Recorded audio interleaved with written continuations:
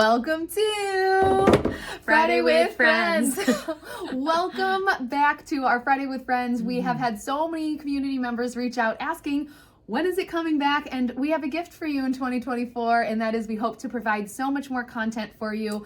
Again, Friday with Friends is our opportunity to talk about what's happening in the real estate market, answer any questions you may have, so that when you have any real estate needs, we'd love the opportunity to be your realtors of choice. Absolutely.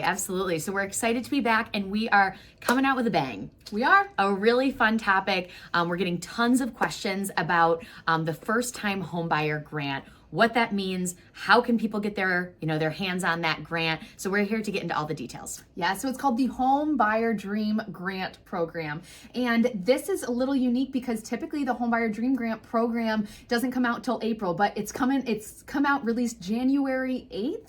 And the funds are already starting to go, and we wanted to make sure that we got all the information. So if it was something you wanted to take advantage of, you knew all the details. Yep, and there's lots of different things that we need to take into account when we're talking about the first-time homebuyer grant. And so we're going to get into all the details, what the rules are, what the regulations are, how long you have to live in the home, and everything in between. So we're here to break it all down for you. And if you do want a one-pager, wherever this is posted, somewhere around, there should be details of how to get it. You may need to do a comment, you may need to send us an email or click on a link, but look around somewhere around this video and you will find ways to get a one-page downloadable so that you have all the details in your hands. Perfect. All right, so let's break it down. Number one, where does the money come from? So the program is financed through the Federal Home Loan Bank of New York, and it is a $20,000 grant.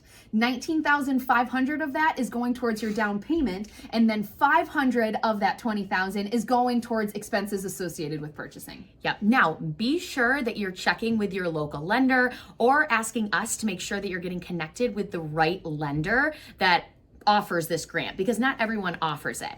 It has to be a bank. It can't be a mortgage broker or anyone like that. So that's important to keep in mind. Yes, and the funds are limited. So what that means is each bank gets a certain amount of these grant funds that they are able to distribute. And so once those funds are up, there's no more of this money to be able to access. So as it is a big pool of money, and it is first come, first served. Yep. So make sure you reach out to us so we can get the ball rolling on who we can connect you with that has the grants available, so we can get the ball rolling. Yes. Okay, so how do you qualify for it? So you must be a first-time home buyer. Now you could say, well, what does that mean? Well, in the eyes of HUD, this is what matters. You have to not have purchased a home as your principal residence within the last 3 years. Yep, exactly. So if you're a couple and looking to purchase a home, one person has to not have owned a home for the last 3 years. And perhaps if you owned a home maybe with a spouse, but now you are separated, or you are no longer with that person that was on that home, you still qualify. So if you do think that you're kind of fallen in that potential, never hesitate to ask us, and we can help connect you. And everything we're saying is information that we're getting from the banks. So we always want to, double check and triple check with the banks, but it at least helps you know the questions to ask. Yep, absolutely. You have to reside in and be purchasing in New York. That's another piece. Yes. And you have to have a household income of 80% or below the median income. So here's some guidelines, and we've got some exact numbers for you.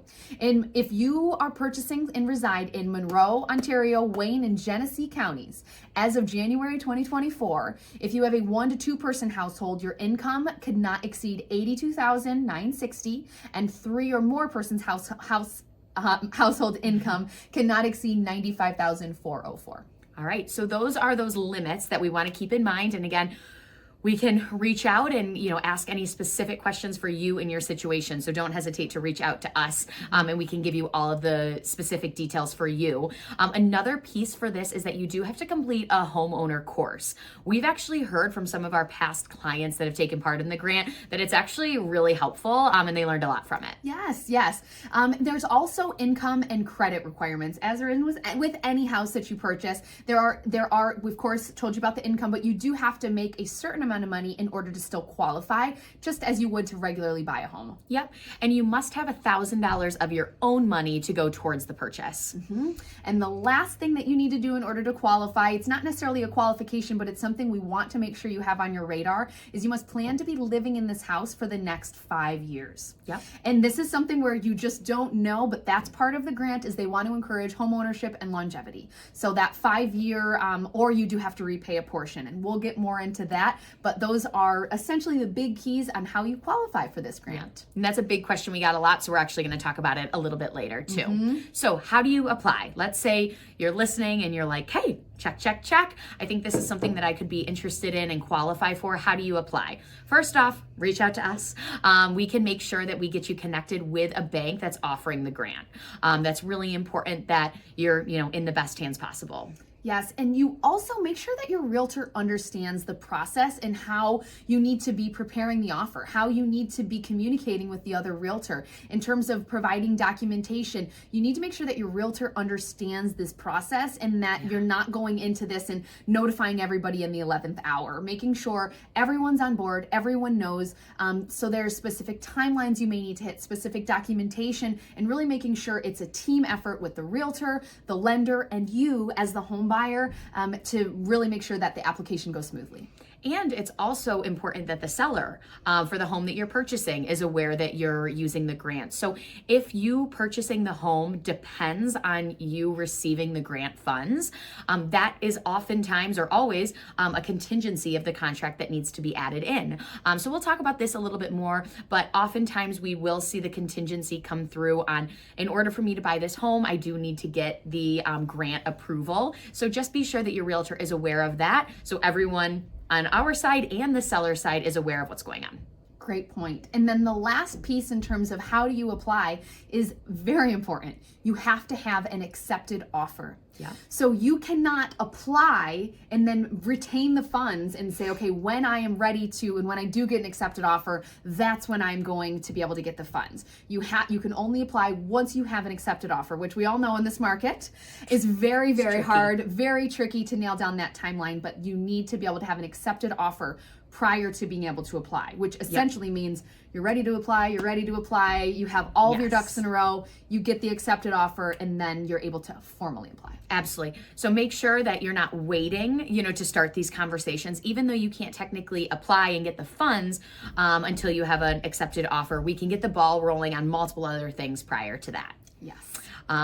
All right, what do we have next? So next is, how do you actually get the funds? Sometimes people are like, well, am I getting a big check and then I bring that to closing? Typically what is happening with these grants is that, now again, we haven't gone through this one particularly because it just came out January 8th, but most of the time, since, as we said, everyone's on board, your attorney's now on board, all of these funds will be at closing. So instead of having to bring that $20,000 to closing, you just don't have to, and that money is provided through a grant. It is incredible and fantastic and amazing, and so the funds are provided to you at closing. So one of the big questions we get is about that 5-year rule. So we wanted to dig into that a little specifically.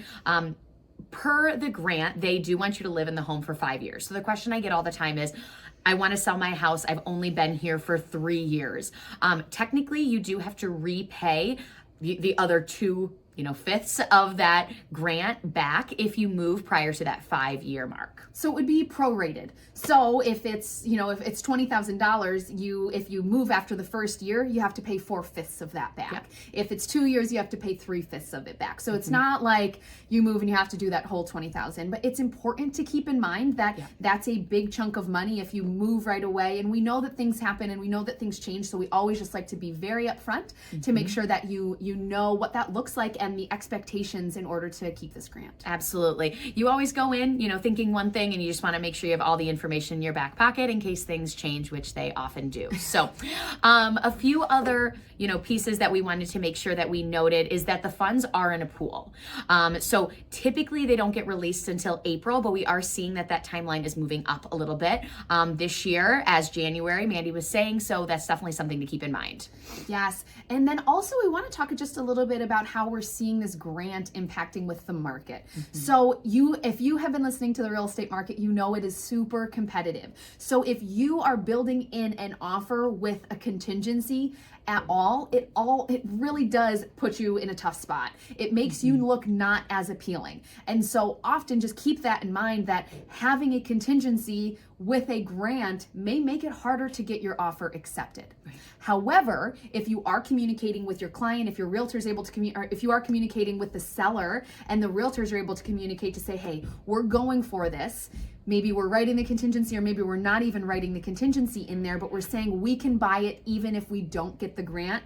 That may be your best bet in order to be able to utilize the grant, because if you're buying it and that's your way out, you're probably not going to get picked if you're up against someone who has very similar terms but doesn't have this contingency built in. Yeah, just an extra risk for the seller if you think about it from like, how do I put myself in the seller's shoes?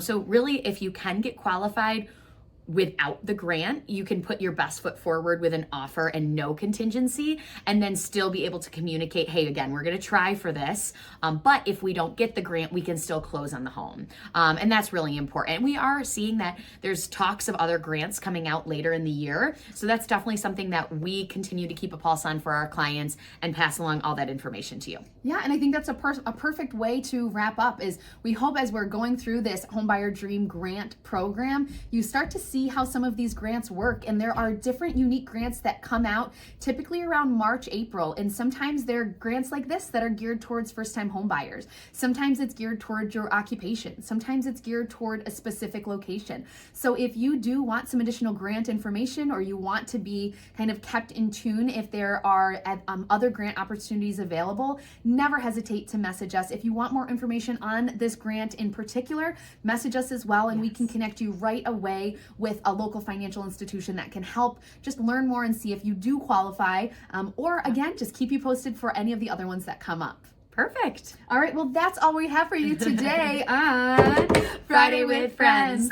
Again, Friday with Friends is our opportunity to talk about the real estate market, answer any questions you may have, so that if you have any real estate needs, we would love the opportunity to be your realtor of choice. Again, feel free to look somewhere around here, or any link, any way to comment to get a one-pager, so you have all of the information we chatted about today to share with friends or family or anyone else. So as always, thank you so much for tuning in, and we'll see you next time. Bye.